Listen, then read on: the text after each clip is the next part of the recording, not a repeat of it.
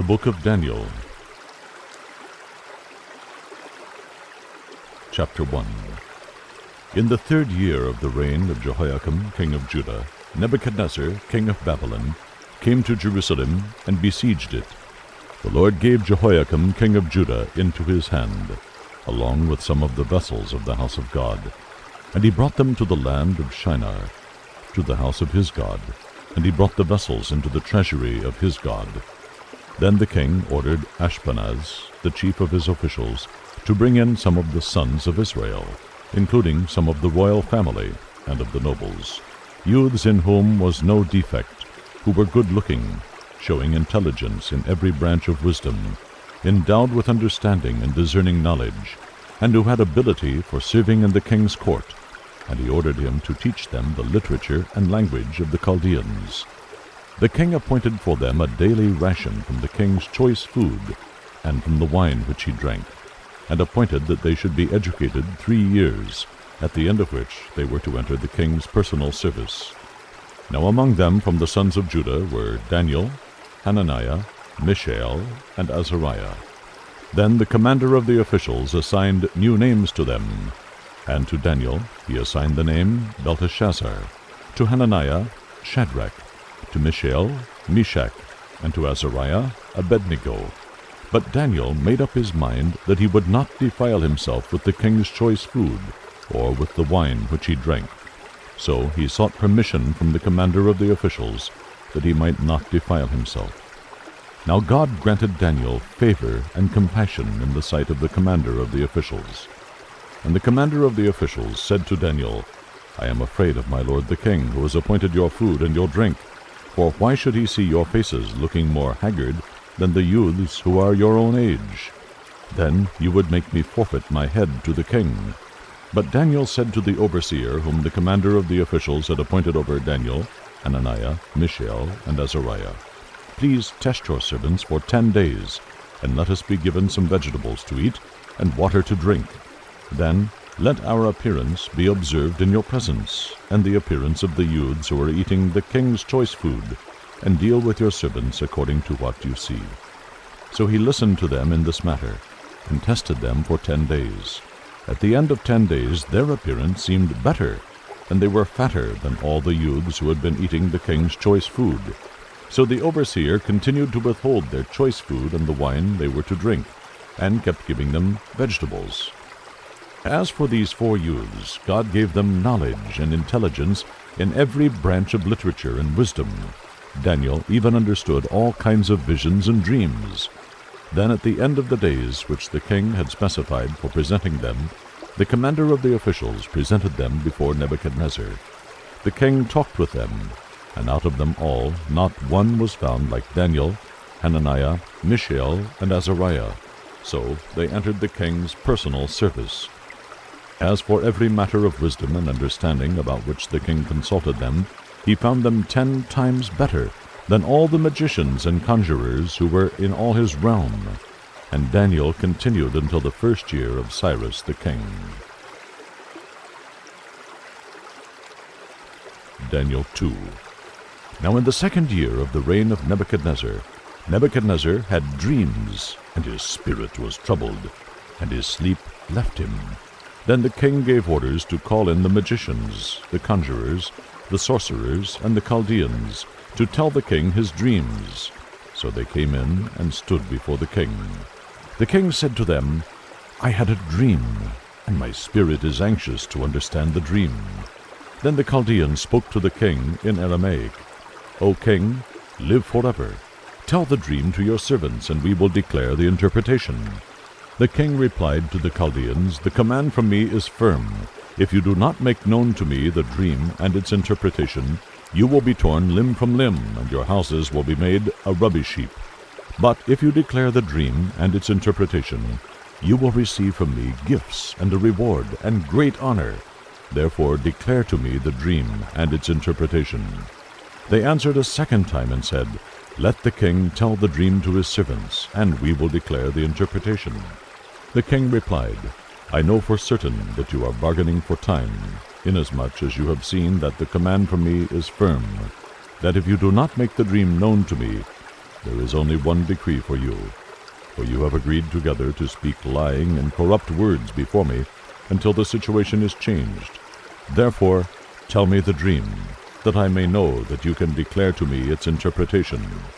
The Chaldeans answered the king and said, "There is not a man on earth who could declare the matter for the king, inasmuch as no great king or ruler has ever asked anything like this of any magician, conjurer, or Chaldean.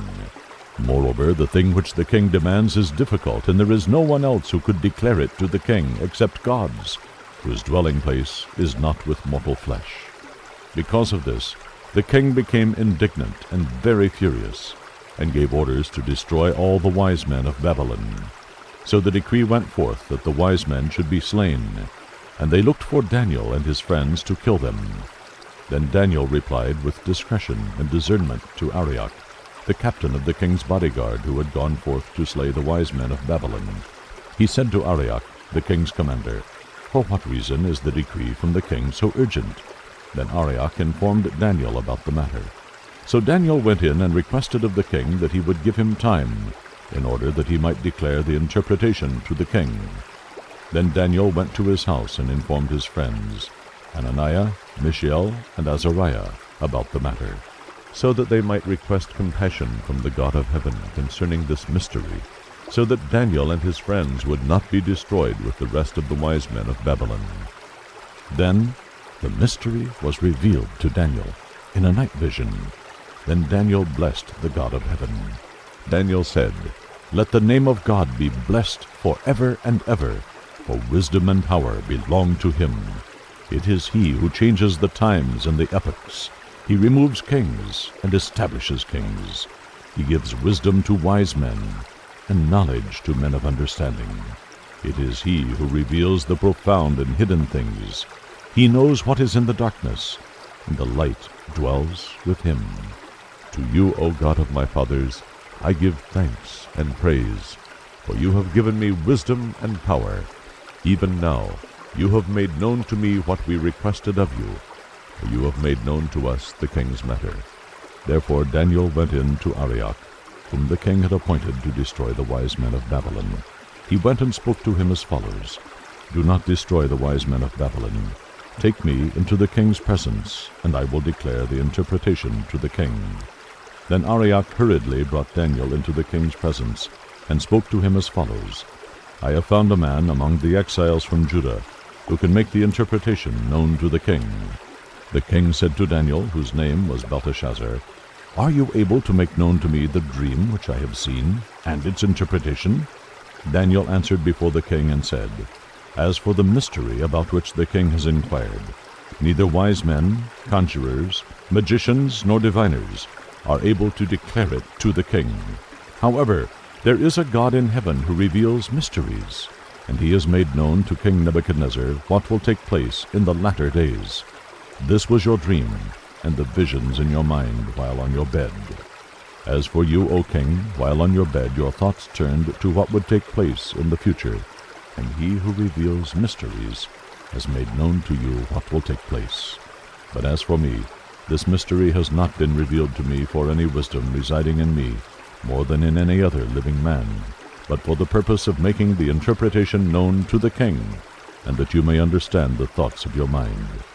You, O king, were looking, and behold, there was a single great statue. That statue, which was large and of extraordinary splendor, was standing in front of you, and its appearance was awesome. The head of that statue was made of fine gold, its breast and its arms of silver, its belly and its thighs of bronze, its legs of iron, its feet partly of iron and partly of clay. You continued looking until a stone was cut out without hands, and it struck the statue on its feet of iron and clay, and crushed them. Then the iron, the clay, the bronze, the silver, and the gold were crushed, all at the same time, and became like chaff from the summer threshing floors, and the wind carried them away, so that not a trace of them was found. But the stone that struck the statue became a great mountain, and filled the whole earth. This was the dream. Now we will tell its interpretation before the king. You, O king, are the king of kings. to whom the God of heaven has given the kingdom, the power, the strength, and the glory. And wherever the sons of men dwell, or the beasts of the field, or the birds of the sky, he has given them into your hand, and has caused you to rule over them all. You are the head of gold. After you there will arise another kingdom, inferior to you, then another third kingdom of bronze, which will rule over all the earth. Then there will be a fourth kingdom, as strong as iron, inasmuch as iron crushes and shatters all things. So like iron that breaks in pieces, it will crush and break all these in pieces. In that you saw the feet and toes, partly of potter's clay, and partly of iron. It will be a divided kingdom, but it will have in it the toughness of iron, inasmuch as you saw the iron mixed with common clay. As the toes of the feet were partly of iron and partly of pottery, so some of the kingdom will be strong, and part of it will be brittle. And in that you saw the iron mixed with common clay, they will combine with one another in the seed of men. But they will not adhere to one another, even as iron does not combine with pottery. In the days of those kings, the God of heaven will set up a kingdom which will never be destroyed, and that kingdom will not be left for another people. It will crush and put an end to all these kingdoms, but it will itself endure forever. Inasmuch as you saw that a stone was cut out of the mountain without hands, and that it crushed the iron, the bronze, the clay, the silver, and the gold, the great God has made known to the king what will take place in the future. So the dream is true, and its interpretation is trustworthy. Then King Nebuchadnezzar fell on his face, and did homage to Daniel, and gave orders to present to him an offering and fragrant incense. The king answered Daniel and said, Surely your God is a God of gods, and a Lord of kings, and a revealer of mysteries, since you have been able to reveal this mystery. Then the king promoted Daniel, and gave him many great gifts, and he made him ruler over the whole province of Babylon, and chief prefect over all the wise men of Babylon. And Daniel made request of the king, and he appointed Shadrach, Meshach, and Abednego over the administration of the province of Babylon, while Daniel was at the king's court. Daniel 3. Nebuchadnezzar the king made an image of gold, the height of which was 60 cubits, and its width 6 cubits. He set it up on the plain of Dura in the province of Babylon. Then Nebuchadnezzar the king sent word to assemble the satraps, the prefects, and the governors, the counselors, the treasurers, the judges, the magistrates, and all the rulers of the provinces, to come to the dedication of the image that Nebuchadnezzar the king had set up. Then the satraps, the prefects, and the governors, the counselors, the treasurers, the judges, the magistrates, and all the rulers of the provinces were assembled for the dedication of the image that Nebuchadnezzar the king had set up. And they stood before the image that Nebuchadnezzar had set up. Then the herald loudly proclaimed, To you the command is given, O peoples, nations, and men of every language, that at the moment you hear the sound of the horn, flute, lyre, trigon, psaltery, bagpipe, and all kinds of music, you are to fall down and worship the golden image that Nebuchadnezzar the king has set up. But whoever does not fall down and worship shall immediately be cast into the midst of a furnace of blazing fire. Therefore, at that time, when all the peoples heard the sound of the horn, flute, lyre, trigon, psaltery, bagpipe, and all kinds of music, all the peoples, nations, and men of every language fell down and worshipped the golden image that Nebuchadnezzar the king had set up. For this reason, at that time, certain Chaldeans came forward and brought charges against the Jews. They responded and said to Nebuchadnezzar the king, O king, live forever. You, O king, have made a decree that every man who hears the sound of the horn, flute, lyre, trigon, psaltery, and bagpipe, and all kinds of music, is to fall down and worship the golden image. But whoever does not fall down and worship shall be cast into the midst of a furnace of blazing fire. There are certain Jews whom you have appointed over the administration of the province of Babylon, namely Shadrach, Meshach, and Abednego. These men, O king, have disregarded you. They do not serve your gods or worship the golden image which you have set up. Then Nebuchadnezzar, in rage and anger, gave orders to bring Shadrach, Meshach, and Abednego. Then these men were brought before the king. Nebuchadnezzar responded and said to them, Is it true, Shadrach, Meshach, and Abednego, that you do not serve my gods or worship the golden image that I have set up? Now if you are ready, at the moment you hear the sound of the horn, flute, lyre, trigon, psaltery, and bagpipe, and all kinds of music, to fall down and worship the image that I have made, very well. But if you do not worship, you will immediately be cast into the midst of a furnace of blazing fire. And what God is there who can deliver you out of my hands? Shadrach, Meshach, and Abednego replied to the king, O Nebuchadnezzar, we do not need to give you an answer concerning this matter. If it be so, our God, whom we serve, is able to deliver us from the furnace of blazing fire, and he will deliver us out of your hand, O king. But even if he does not, let it be known to you, O king, that we are not going to serve your gods or worship the golden image that you have set up. Then Nebuchadnezzar was filled with wrath, and his facial expression was altered toward Shadrach, Meshach, and Abednego. He answered by giving orders to heat the furnace 7 times more than it was usually heated. He commanded certain valiant warriors who were in his army to tie up Shadrach, Meshach, and Abednego in order to cast them into the furnace of blazing fire. Then these men were tied up in their trousers, their coats, their caps, and their other clothes, and were cast into the midst of the furnace of blazing fire. For this reason, because the king's command was urgent, and the furnace had been made extremely hot, the flame of the fire slew those men who carried up Shadrach, Meshach, and Abednego.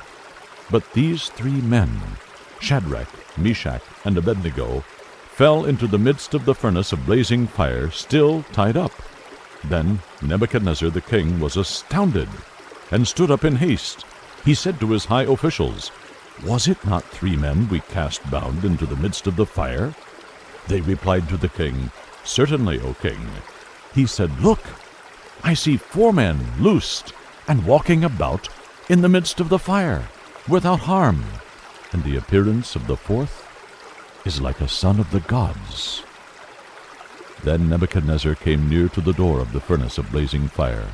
He responded and said, Shadrach, Meshach, and Abednego, come out, you servants of the Most High God, and come here. Then Shadrach, Meshach, and Abednego came out of the midst of the fire. The satraps, the prefects, the governors, and the king's high officials gathered around, and saw in regard to these men that the fire had no effect on the bodies of these men, nor was the hair of their heads singed, nor were their trousers damaged, nor had the smell of fire even come upon them. Nebuchadnezzar responded and said, Blessed be the God of Shadrach, Meshach, and Abednego, who has sent his angel and delivered his servants who put their trust in him, violating the king's command, and yielded up their bodies so as not to serve or worship any god except their own God. Therefore, I make a decree that any people, nation, or tongue that speaks anything offensive against the God of Shadrach, Meshach, and Abednego shall be torn limb from limb, and their houses reduced to a rubbish heap, inasmuch as there is no other God who is able to deliver in this way. Then the king caused Shadrach, Meshach, and Abednego to prosper in the province of Babylon.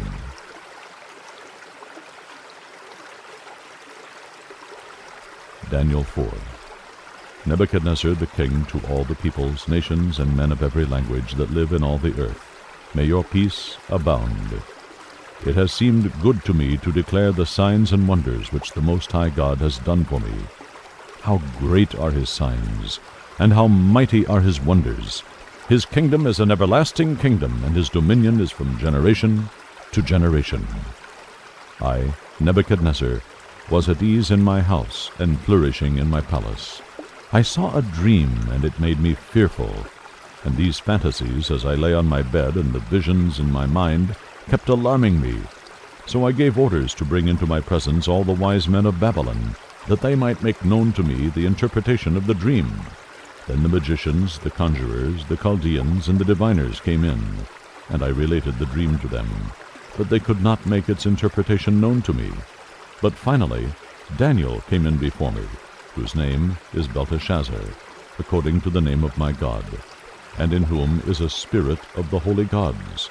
And I related the dream to him, saying, O Belteshazzar, chief of the magicians, since I know that a spirit of the holy gods is in you, and no mystery baffles you, tell me the visions of my dream which I have seen, along with its interpretation. Now these were the visions in my mind as I lay on my bed. I was looking, and behold, there was a tree in the midst of the earth, and its height was great. The tree grew large and became strong, and its height reached to the sky, and it was visible to the end of the whole earth. Its foliage was beautiful, and its fruit abundant, and in it was food for all. The beasts of the field found shade under it, and the birds of the sky dwelt in its branches, and all living creatures fed themselves from it. I was looking in the visions in my mind as I lay on my bed, and behold, an angelic watcher, a holy one, descended from heaven. He shouted out and spoke as follows, Chop down the tree and cut off its branches, strip off its foliage and scatter its fruit, let the beasts flee from under it, and the birds from its branches. Yet leave the stump with its roots in the ground, but with a band of iron and bronze around it, in the new grass of the field.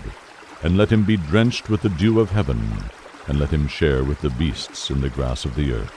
Let his mind be changed from that of a man, and let a beast's mind be given to him, and let 7 periods of time pass over him.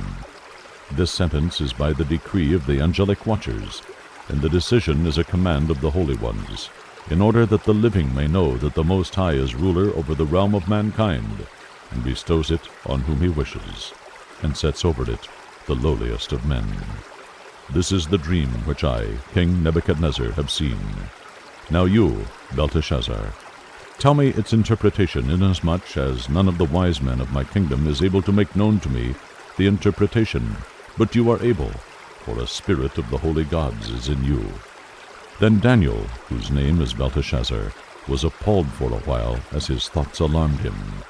The king responded and said, Belteshazzar, do not let the dream or its interpretation alarm you. Belteshazzar replied, My lord, if only the dream applied to those who hate you, and its interpretation to your adversaries.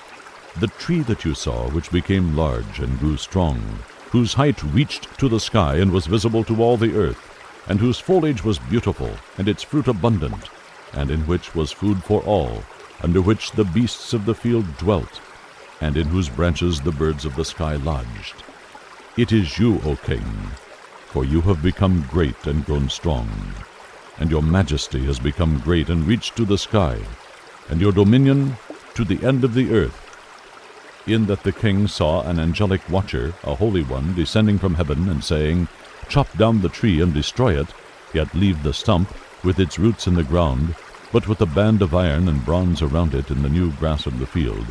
And let him be drenched with the dew of heaven, and let him share with the beasts of the field until 7 periods of time pass over him.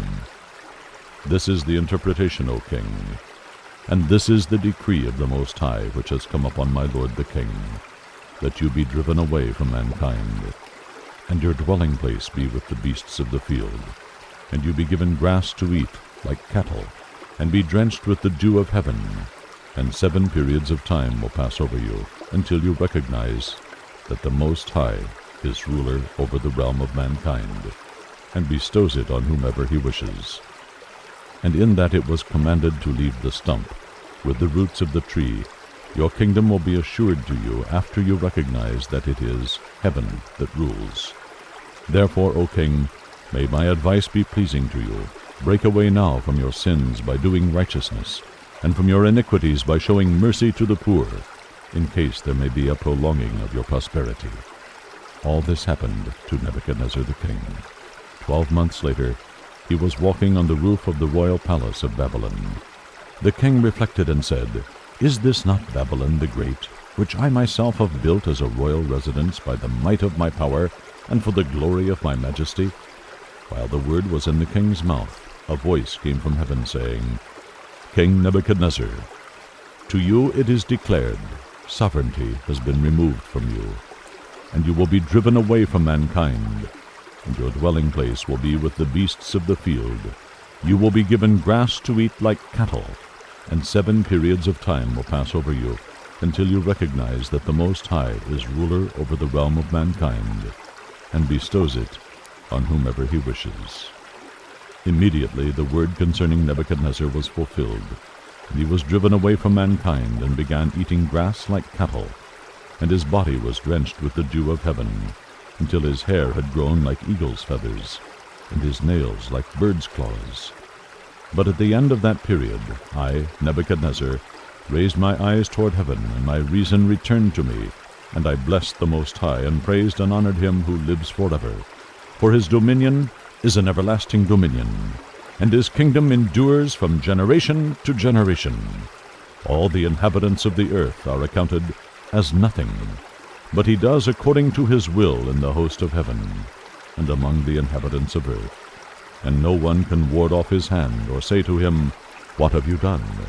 At that time my reason returned to me, and my majesty and splendor were restored to me for the glory of my kingdom, and my counselors and my nobles began seeking me out. So I was re-established in my sovereignty, and surpassing greatness was added to me.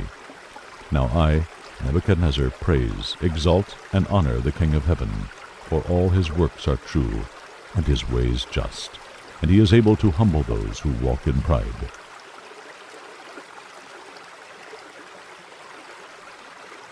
Daniel 5. Belshazzar the king held a great feast for 1,000 of his nobles, and he was drinking wine in the presence of the 1,000. When Belshazzar tasted the wine, he gave orders to bring the gold and silver vessels which Nebuchadnezzar his father had taken out of the temple which was in Jerusalem, so that the king and his nobles, his wives, and his concubines might drink from them. Then they brought the gold vessels that had been taken out of the temple, the house of God which was in Jerusalem. And the king and his nobles, his wives, and his concubines drank from them. They drank the wine, and praised the gods of gold and silver, of bronze, iron, wood, and stone.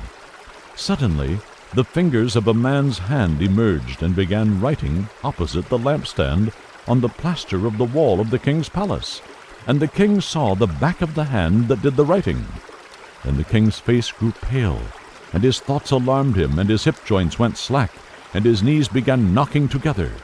The king called aloud to bring in the conjurers, the Chaldeans, and the diviners. The king spoke and said to the wise men of Babylon, Any man who can read this inscription and explain its interpretation to me shall be clothed with purple, and have a necklace of gold around his neck, and have authority as third ruler in the kingdom. Then all the king's wise men came in, but they could not read the inscription, or make known its interpretation to the king. Then King Belshazzar was greatly alarmed. His face grew even paler, and his nobles were perplexed. The queen entered the banquet hall because of the words of the king and his nobles. The queen spoke and said, O king, live forever. Do not let your thoughts alarm you, or your face be pale. There is a man in your kingdom in whom is a spirit of the holy gods. And in the days of your father, illumination, insight, and wisdom, like the wisdom of the gods, were found in him. And King Nebuchadnezzar your father, the king, appointed him chief of the magicians, conjurers, Chaldeans, and diviners. This was because an extraordinary spirit, knowledge, and insight, interpretation of dreams, explanation of enigmas, and solving of difficult problems were found in this Daniel, whom the king named Belteshazzar. Let Daniel now be summoned, and he will declare the interpretation. Then Daniel was brought in before the king. The king spoke and said to Daniel, Are you that Daniel, who is one of the exiles from Judah, whom my father the king brought from Judah? Now I have heard about you that a spirit of the gods is in you, and that illumination, insight, and extraordinary wisdom have been found in you.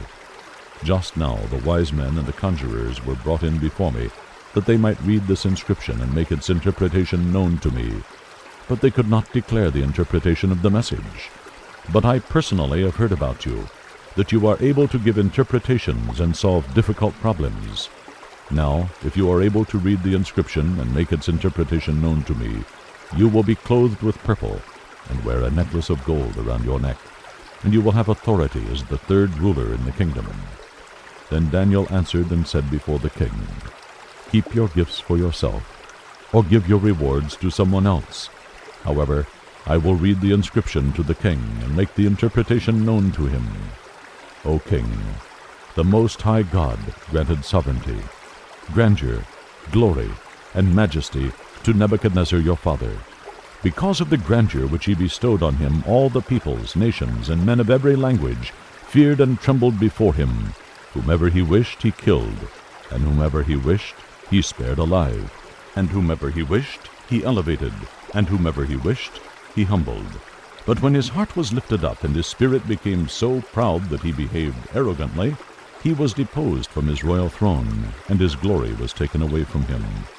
He was also driven away from mankind, and his heart was made like that of beasts, and his dwelling place was with the wild donkeys.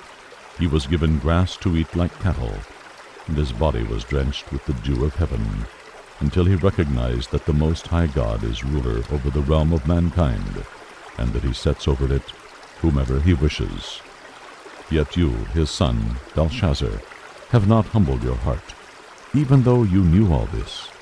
But you have exalted yourself against the Lord of heaven, and they have brought the vessels of his house before you, and you and your nobles, your wives and your concubines have been drinking wine from them. And you have praised the gods of silver and gold, of bronze, iron, wood, and stone, which do not see, hear, or understand. But the God in whose hand are your life breath and your ways you have not glorified. Then the hand was sent from him, and this inscription was written out. Now this is the inscription that was written out. Mene, tekel, upharsin. This is the interpretation of the message. Mene, God has numbered your kingdom and put an end to it. Tekel, you have been weighed on the scales and found deficient. Peres, your kingdom has been divided and given over to the Medes and Persians. Then Belshazzar gave orders, and they clothed Daniel with purple, and put a necklace of gold around his neck, and issued a proclamation concerning him, that he now had authority as the third ruler in the kingdom. That same night Belshazzar the Chaldean king was slain. So Darius the Mede received the kingdom at about the age of 62.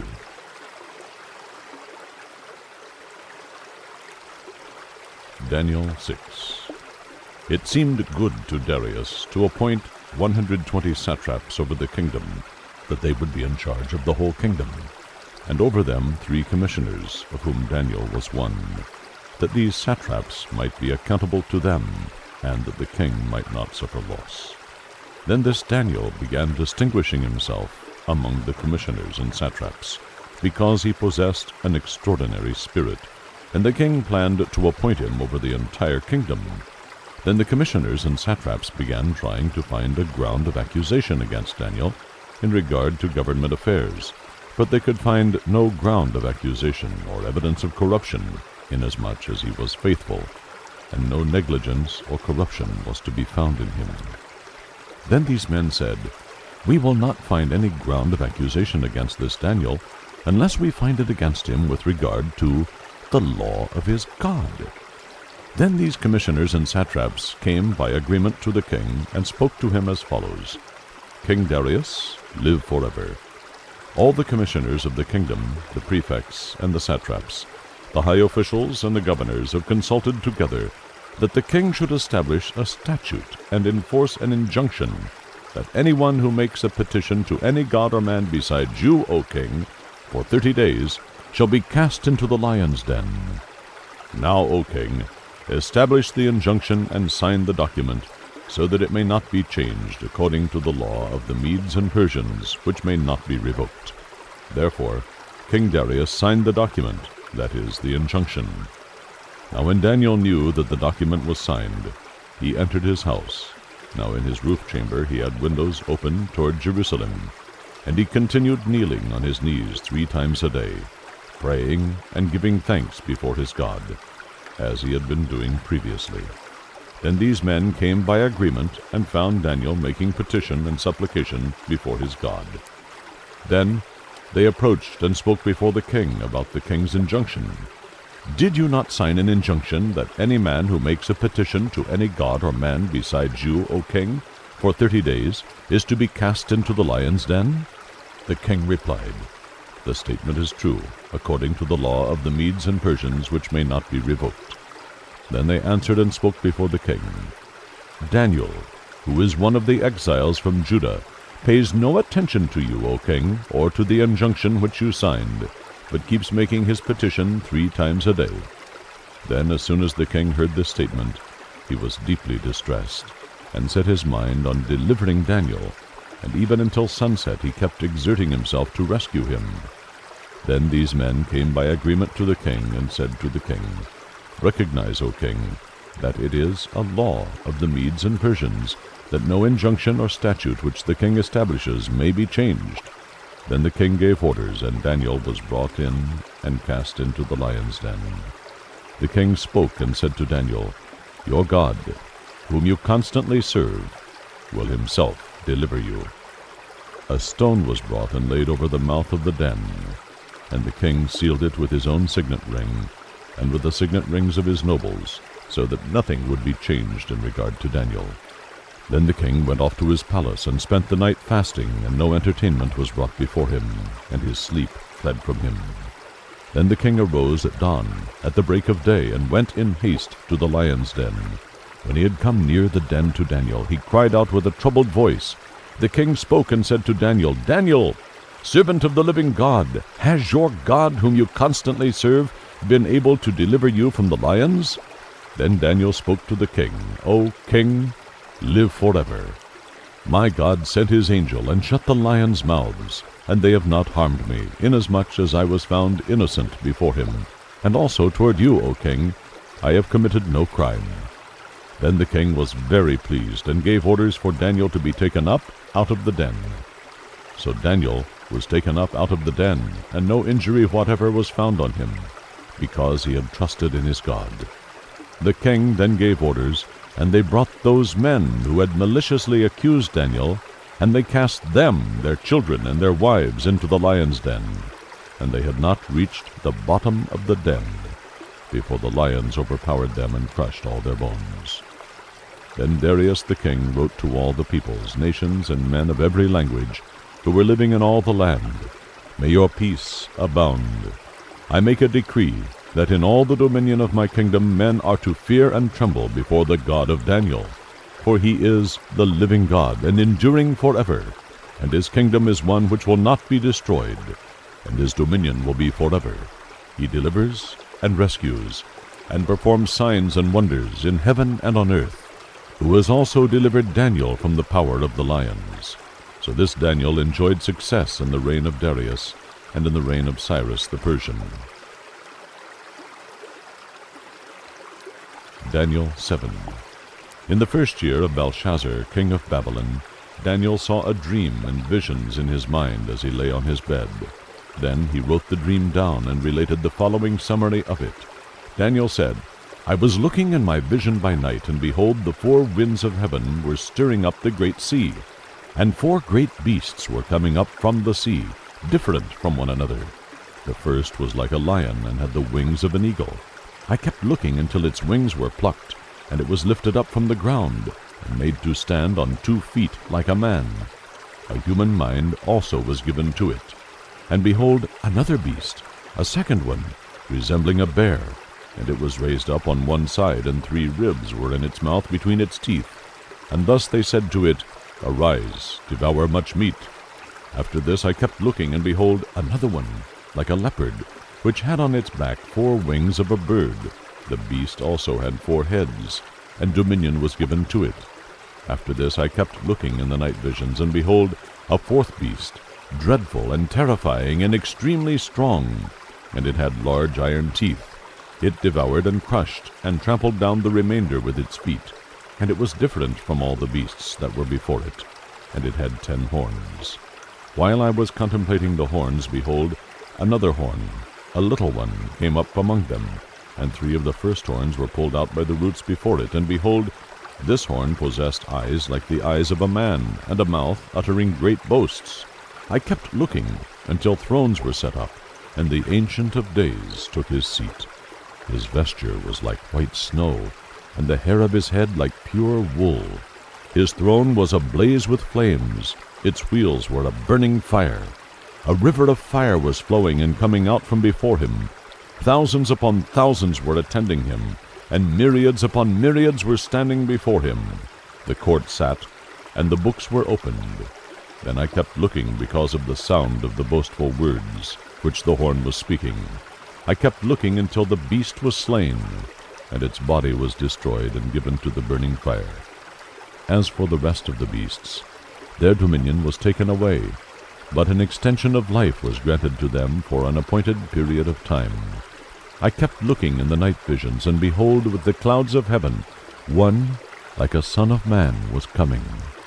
And he came up to the Ancient of Days, and was presented before him. And to him was given dominion, glory, and a kingdom, that all the peoples, nations, and men of every language might serve him. His dominion is an everlasting dominion which will not pass away, and his kingdom is one which will not be destroyed. As for me, Daniel, my spirit was distressed within me, and the visions in my mind kept alarming me. I approached one of those who were standing by, and began asking him the exact meaning of all this. So he told me and made known to me the interpretation of these things. These great beasts, which are 4 in number, are 4 kings who will arise from the earth. But the saints of the highest one will receive the kingdom, and possess the kingdom forever, for all ages to come.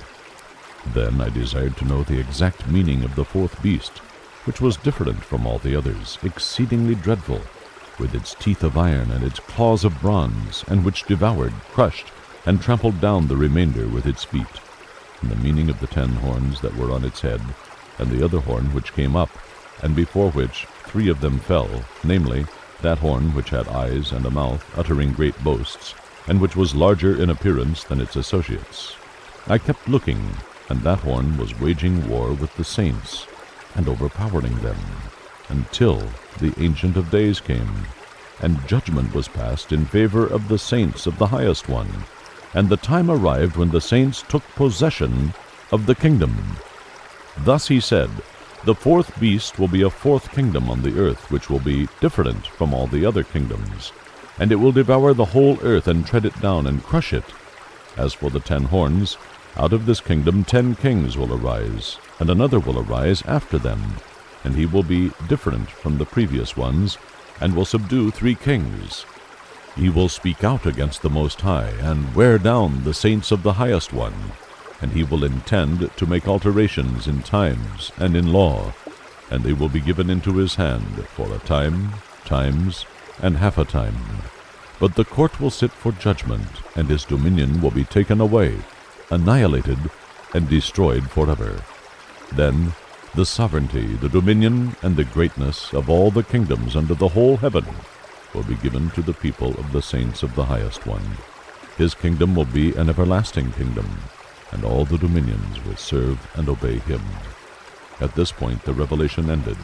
As for me, Daniel, my thoughts were greatly alarming me, and my face grew pale, but I kept the matter to myself.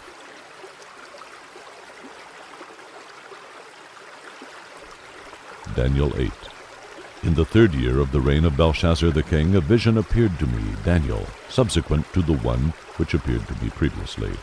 I looked in the vision, and while I was looking, I was in the citadel of Susa, which is in the province of Elam.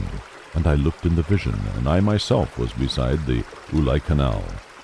Then I lifted my eyes and looked, and behold, a ram which had 2 horns was standing in front of the canal.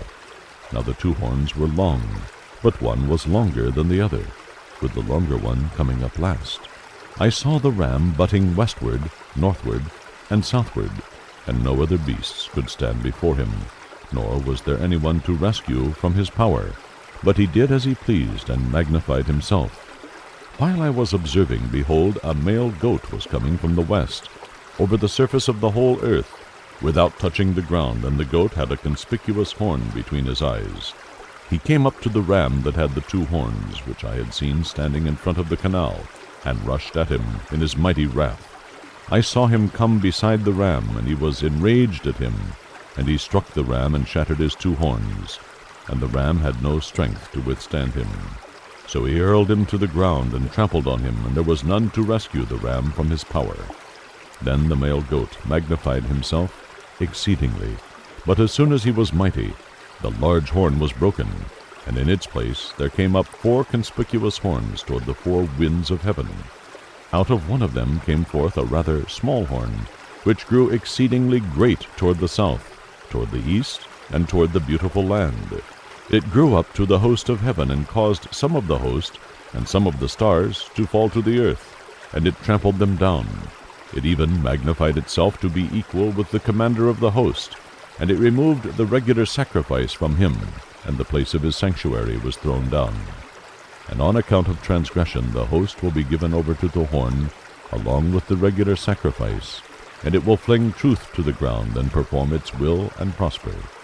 Then I heard a holy one speaking, and another holy one said to that particular one who was speaking, How long will the vision about the regular sacrifice apply, while the transgression causes horror, so as to allow both the holy place and the host to be trampled? He said to me, For 2,300 evenings and mornings, then the holy place will be properly restored. When I, Daniel, had seen the vision, I sought to understand it, and behold, standing before me was one who looked like a man. And I heard the voice of a man between the banks of Ulai. And he called out and said, Gabriel, give this man an understanding of the vision. So he came near to where I was standing. And when he came, I was frightened, and fell on my face. But he said to me, Son of man, understand that the vision pertains to the time of the end. Now while he was talking with me, I sank into a deep sleep with my face to the ground. But he touched me and made me stand upright. He said, Behold, I am going to let you know what will occur at the final period of the indignation, for it pertains to the appointed time of the end. The ram which you saw with the two horns represents the kings of Media and Persia. The shaggy goat represents the kingdom of Greece, and the large horn that is between his eyes is the first king. The broken horn and the 4 horns that arose in its place represent 4 kingdoms which will arise from his nation, although not with his power. In the latter period of their rule, when the transgressors have run their course, a king will arise, insolent and skilled in intrigue. His power will be mighty, but not by his own power, and he will destroy to an extraordinary degree, and prosper and perform his will. He will destroy mighty men and the holy people, and through his shrewdness he will cause deceit to succeed by his influence, and he will magnify himself in his heart, and he will destroy many while they are at ease. He will even oppose the prince of princes, but he will be broken without human agency. The vision of the evenings and mornings, which has been told, is true, but keep the vision secret, for it pertains to many days in the future. Then I, Daniel, was exhausted and sick for days. Then I got up again and carried on the king's business, but I was astounded at the vision, and there was none to explain it.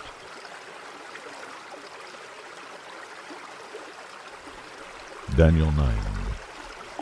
In the first year of Darius, the son of Ahasuerus of Median descent, who was made king over the kingdom of the Chaldeans, in the first year of his reign, I, Daniel, observed in the books the number of the years which was revealed as the word of the Lord to Jeremiah the prophet, for the completion of the desolations of Jerusalem, namely 70 years. So I gave my attention to the Lord God to seek him by prayer and supplications, with fasting, sackcloth, and ashes. I prayed to the Lord my God, and confessed and said, Alas, O Lord, the great and awesome God, who keeps his covenant and loving kindness for those who love him and keep his commandments, we have sinned, committed iniquity, acted wickedly, and rebelled, even turning aside from your commandments and ordinances. Moreover, we have not listened to your servants the prophets, who spoke in your name to our kings, our princes, our fathers, and all the people of the land. Righteousness belongs to you, O Lord, but to us open shame, as it is this day, to the men of Judah, the inhabitants of Jerusalem and all Israel, those who are nearby and those who are far away in all the countries to which you have driven them, because of their unfaithful deeds which they have committed against you. Open shame belongs to us, O Lord, to our kings, our princes, and our fathers, because we have sinned against you. To the Lord our God belong compassion and forgiveness, for we have rebelled against him. Nor have we obeyed the voice of the Lord our God to walk in his teachings, which he set before us through his servants the prophets. Indeed, all Israel has transgressed your law and turned aside, not obeying your voice. So the curse has been poured out on us, along with the oath which is written in the law of Moses, the servant of God, for we have sinned against him. Thus he has confirmed his words, which he had spoken against us, and against our rulers who ruled us, to bring on us great calamity. For under the whole heaven there has not been done anything like what was done to Jerusalem. As it is written in the law of Moses, all this calamity has come on us. Yet we have not sought the favor of the Lord our God by turning from our iniquity and giving attention to your truth. Therefore the Lord has kept the calamity in store and brought it on us. For the Lord our God is righteous with respect to all his deeds which he has done. But we have not obeyed his voice. And now, O Lord our God, who have brought your people out of the land of Egypt with a mighty hand, and have made a name for yourself, as it is this day, we have sinned, we have been wicked. O Lord, in accordance with all your righteous acts, let now your anger and your wrath turn away from your city Jerusalem, your holy mountain. For because of our sins and the iniquities of our fathers, Jerusalem and your people have become a reproach to all those around us. So now, our God, listen to the prayer of your servant, and to his supplications, and for your sake, O Lord, let your face shine on your desolate sanctuary. O my God, incline your ear and hear, open your eyes and see our desolations, and the city which is called by your name. For we are not presenting our supplications before you on account of any merits of our own, but on account of your great compassion. O Lord, hear. O Lord, forgive. O Lord, listen and take action. For your own sake, O my God, do not delay, because your city and your people are called by your name. Now while I was speaking and praying and confessing my sin and the sin of my people Israel, and presenting my supplication before the Lord my God in behalf of the holy mountain of my God, while I was still speaking in prayer, then the man Gabriel, whom I had seen in the vision previously, came to me in my extreme weariness about the time of the evening offering. He gave me instruction and talked with me and said, O Daniel, I have now come forth to give you insight with understanding. At the beginning of your supplications the command was issued, and I have come to tell you, for you are highly esteemed.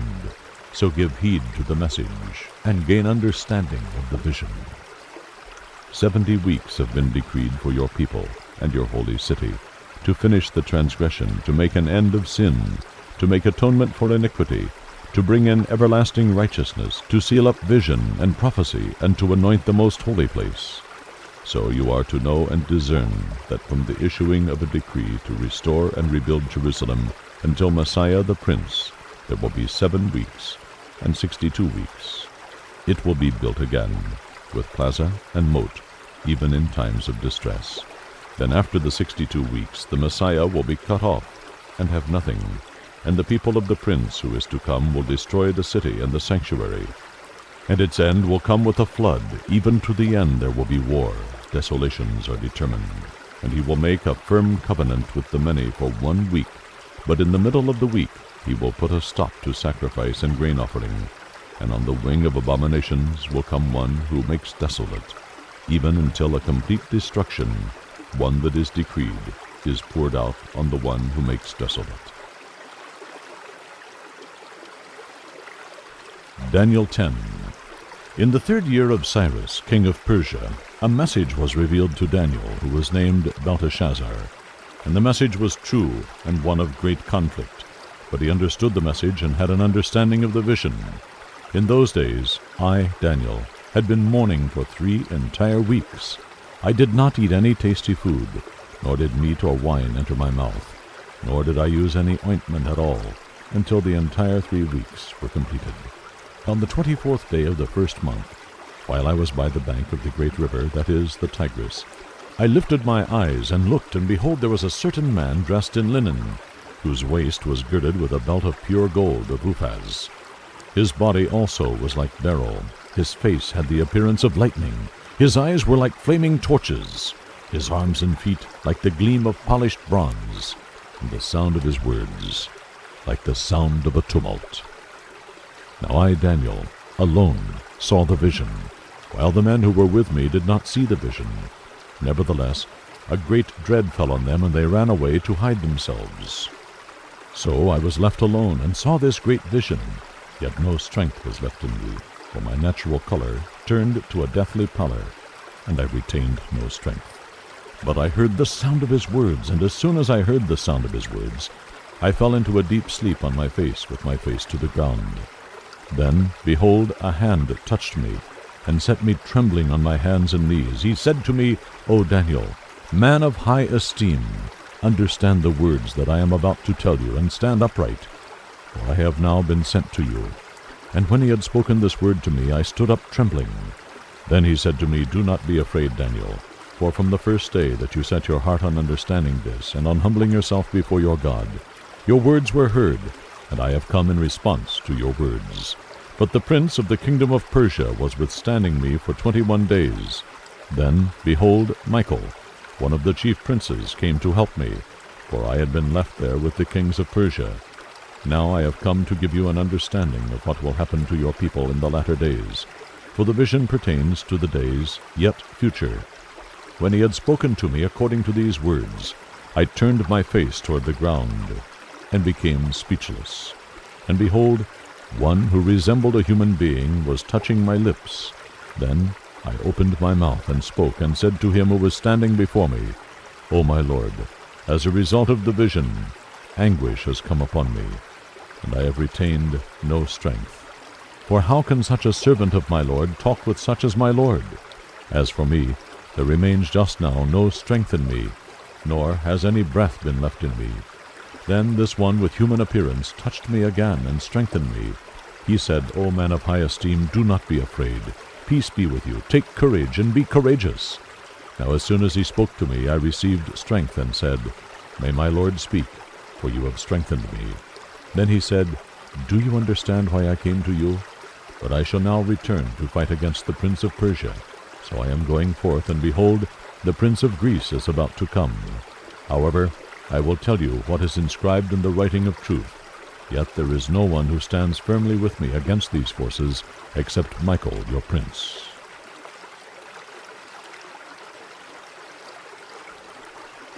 Daniel 11.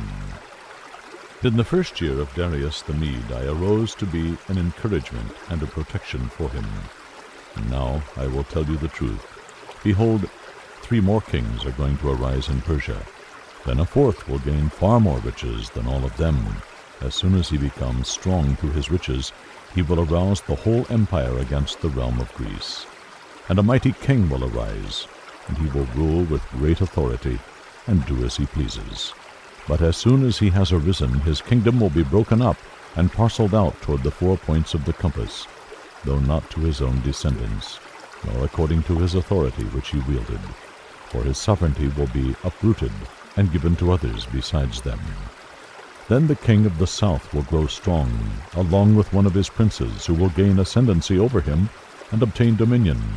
His domain will be a great dominion indeed.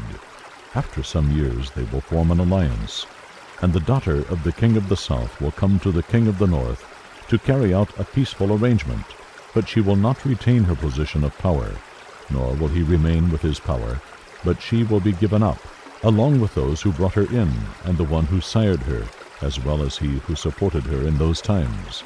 But one of the descendants of her line will arise in his place, and he will come against their army, and enter the fortress of the king of the north, and he will deal with them and display great strength. Also, their gods with their metal images and their precious vessels of silver and gold he will take into captivity to Egypt, and he, on his part, will refrain from attacking the king of the north for some years. Then the latter will enter the realm of the king of the south, but will return to his own land. His sons will mobilize and assemble a multitude of great forces, and one of them will keep on coming and overflow and pass through, that he may again wage war up to his very fortress. The king of the south will be enraged and go forth and fight with the king of the north. Then the latter will raise a great multitude, but that multitude will be given into the hand of the former. When the multitude is carried away, his heart will be lifted up, and he will cause tens of thousands to fall, yet he will not prevail. For the king of the north will again raise a greater multitude than the former, and after an interval of some years he will press on with a great army and much equipment. Now in those times many will rise up against the king of the south. The violent ones among your people will also lift themselves up in order to fulfill the vision, but they will fall down. Then the king of the north will come, cast up a siege ramp, and capture a well-fortified city, and the forces of the south will not stand their ground, not even their choicest troops, for there will be no strength to make a stand. But he who comes against him will do as he pleases, and no one will be able to withstand him. He will also stay for a time in the beautiful land, with destruction in his hand. He will set his face to come with the power of his whole kingdom, bringing with him a proposal of peace which he will put into effect.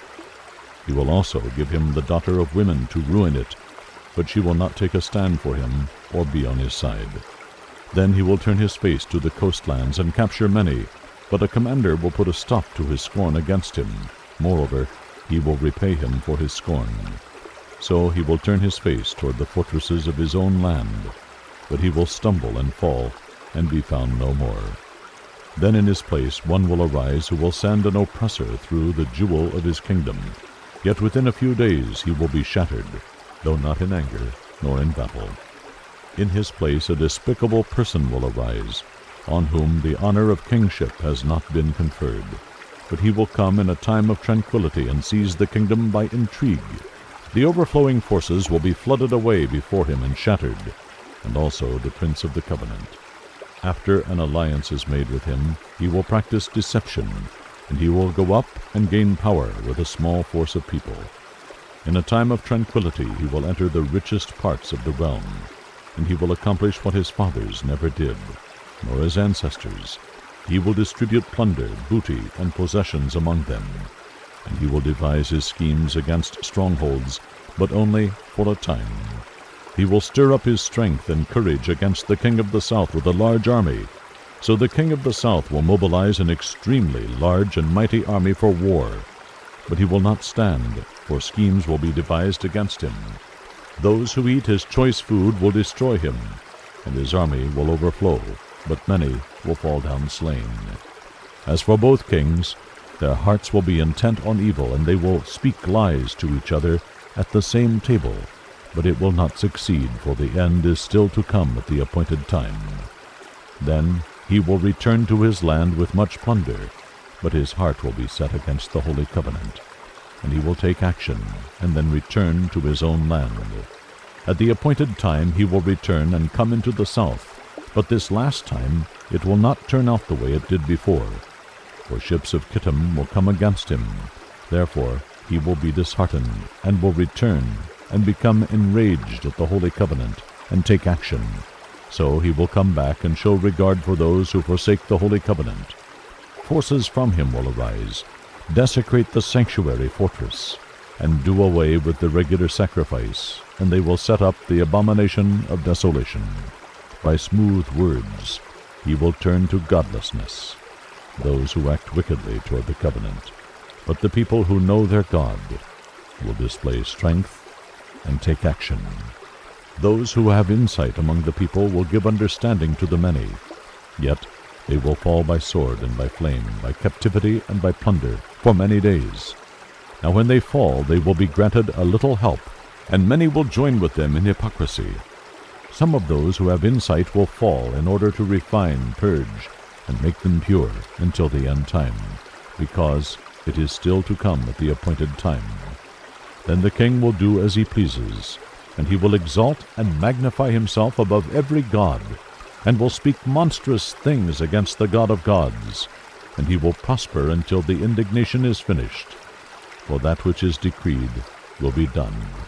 He will show no regard for the gods of his fathers, or for the desire of women, nor will he show regard for any other god, for he will magnify himself above them all. But instead he will honor a God of fortresses, a God whom his fathers did not know. He will honor him with gold, silver, costly stones, and treasures. He will take action against the strongest of fortresses with the help of a foreign god. He will give great honor to those who acknowledge him, and will cause them to rule over the many, and will parcel out land for a price. At the end time, the king of the south will collide with him, and the king of the north will storm against him with chariots, with horsemen, and with many ships, and he will enter countries, overflow them, and pass through.